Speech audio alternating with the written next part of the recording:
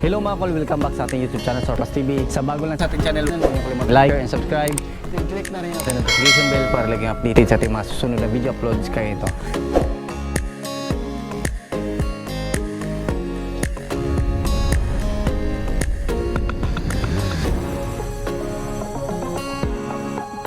Hello mga kol, welcome back na naman dito sa ating YouTube channel. Meron naman tayong ipakita na unit new finish 4x2 automatic transmission with T6E engine, 660cc, 64 horsepower. Loro po itong unit. Then yung presyo nito is 285,000 all in. Check natin mga kol kung ano yung package sa ating tag 285 na Smiley Edition. Ayan.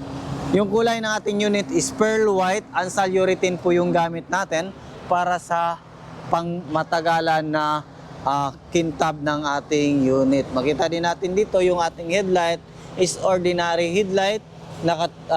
Smiley grills. Ayan. Then meron siyang fog lamp.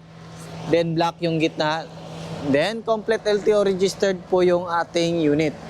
Fully tinted po siya mga kol. Ayan, makita din natin dito, meron siyang sticker ng ating YouTube channel. Ayan. Then, yung ating side mirror is auto fold and retractable, stock lang or standard. Meron siyang fender light.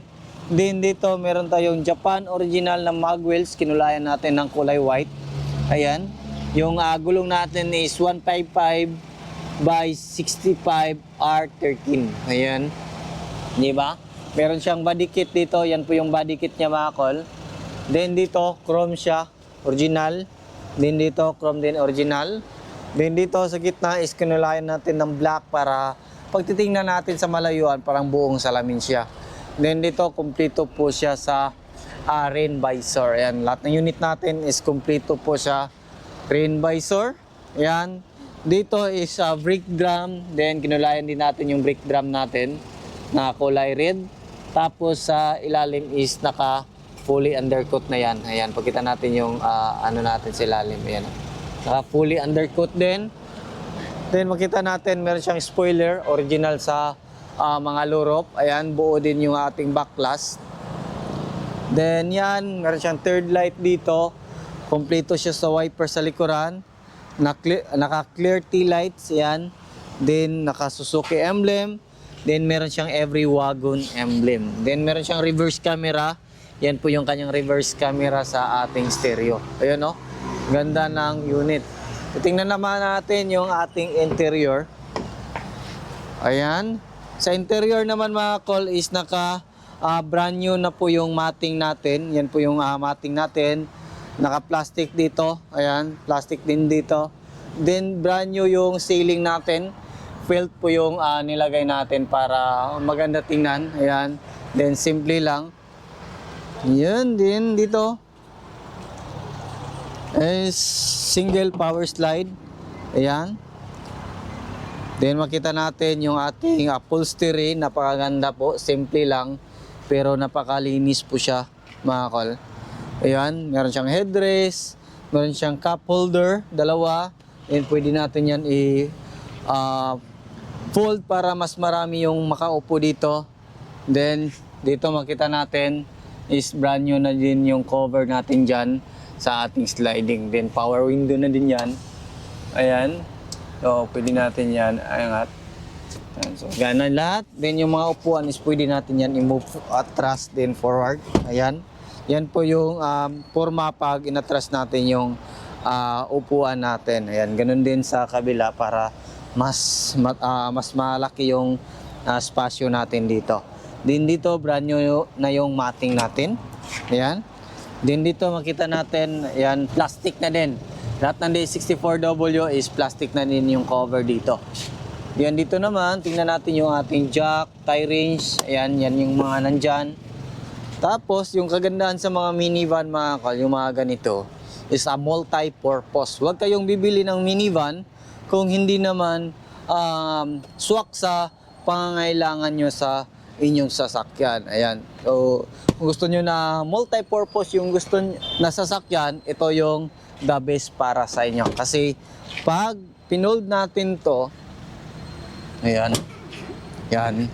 Halimbawa, marami kayong negosyo, mag-grocery kayo, yan yung gagawin natin sa minivan nyo. Ayan o. Yung gagawin natin is i-fold natin yung mga single power slide, yung manual lang po yung right side. Ayan. Then, fold natin. Yan o. Ganyan ka laki yung space na magagawa dito sa ating minivan pag pinold natin. Ayan. Diba? Yan, kasya po dito yung mga maliliit na motor. Yan yung kagandahan sa mga ganitong minivan. Diba o? Then, gusto nyo mag-camping, pwede yan. Yan, gusto nyo multi-purpose. Pang negosyo, pang camping. Tapos, ayan. Halimbawa, pag mag-travel kayo, dalawa lang kayo. Ayan, pwede kayong higa dito. Magdala lang kayo ng kumot. Mas komportable pa kayo. Diba? Makatulog kayo ng mahimbing. Yan yung mga kagandahan sa mga minivan na mga unit. Ayun o. Diba? Balik natin. Ayun. Ganun lang. Then, angat natin sa kabilang side. Ayan. Ayan. Diba? Ganda. Tapos dito naman tayo. Yan, brand new yung cover dito. Back to original yung kulay ng mga door pads natin. Din dito is back to original yung kulay ng dashboard natin. Yan po yung kulay ng dashboard natin, yung steering wheel stock. All power, ayan. Yan po yung kanyang mga power window switch mean. Meron siyang sa likuran, din sa harap, din auto fold. So, puntahan natin yan mamaya. Dito naman tayo muna. Then ito, meron siyang headrest, armrest, meron siyang cup holder dito. Ayan, glove box, overdrive switch, ayan. Tapos yan, yung aircon switch natin. Ayan, napakalamig po ng aircon, Palamig po. Hazard switch. Then, meron pa siyang lagayan dito. Overdrive, functional. Ayan. And check natin sa kabila, kintab pearl white. Yung kulay ng mga mayayaman. Ayan. Diba? Dito naman, meron siyang headrest, armrest, steering wheel, switch dito sa power slide. Yan, long press lang natin. Yan, gana yan. Tapos dito, fog lamp switch, then yung ating park light switch. Fog lamp switch at saka headlight adjuster. Dito yung ating park light, headlight, high beam, low beam. Ayan. Then, makita natin, yung mileage natin is 109,837. Ayan, makita natin yung kanyang parking brake. Ayan, makita natin dyan. Then, dito, ilaw. Makita natin. Ayan, goods. Center mirror. Yung ating mga sun visor, kompleto. Yung mga passenger handle, kompleto din sa magkabilaan. Then, check natin yung makina natin. Yan. Ito yung makina natin mga kol. Yung makina natin is a K6A engine, 660cc, meron ito maximum power na 64 horsepower. Then meron ito maximum torque na 103 Nm at 3,500 RPM. Naka 12 valve na po ito mga kol, naka turbo. Tapos naka timing chain. Yan yung kagandahan sa mga itong unit. Yun o.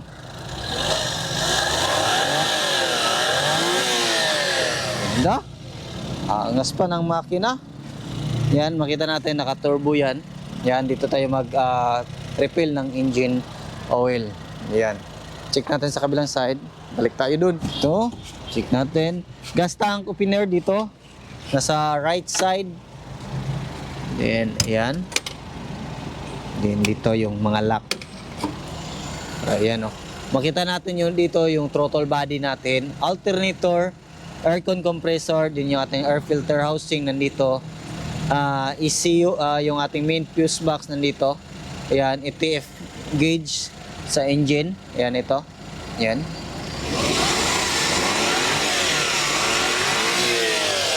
Ganda ng makina.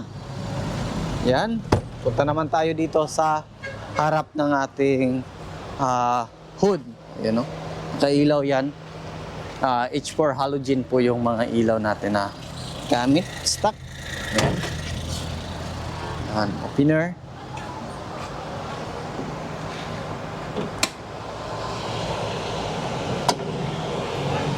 Yan, dito makita natin yung ating windshield washer reservoir, yung ating radiator cap, coolant reservoir. Ito yung coolant natin. Yan, coolant po yung gagamitin natin dyan para mas tatagal po yung unit natin.